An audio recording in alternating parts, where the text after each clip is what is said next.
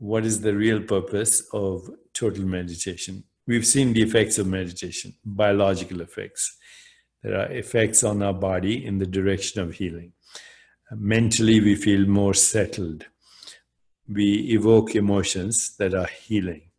We experience lightness of being. But the real purpose of meditation in the great spiritual traditions is to wake up from what we call everyday reality, which is a lucid dream in a vivid now.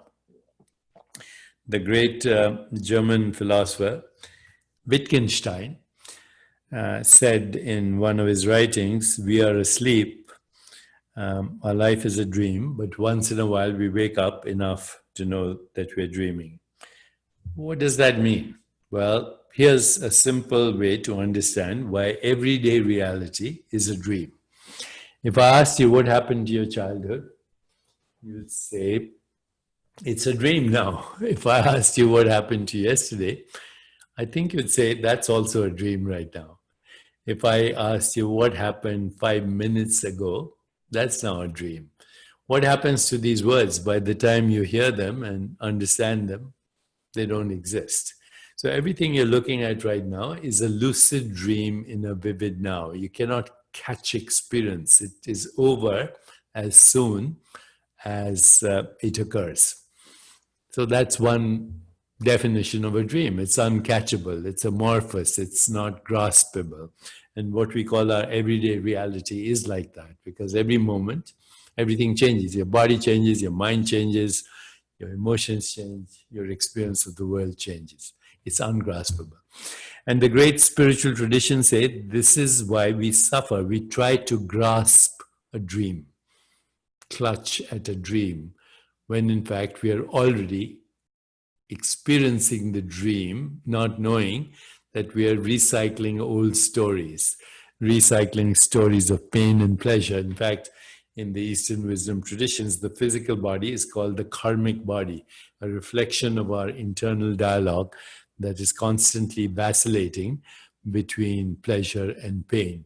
But if we go deeper, then we'll see that we are a consciousness that is constantly constructing experience through the interpretation of our perceptual activities and our raw experience of existence, which is just sensations, perceptions, images, feelings, and thoughts. All experience is just that.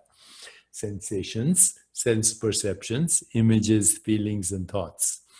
So when you look at the world, all you see is colors and shapes and forms. The experience of objects is actually a construction. So when you look at me, for example, and you look at this, you look at my body, you look at the furniture behind me, what you're actually seeing is colors, shapes, and forms.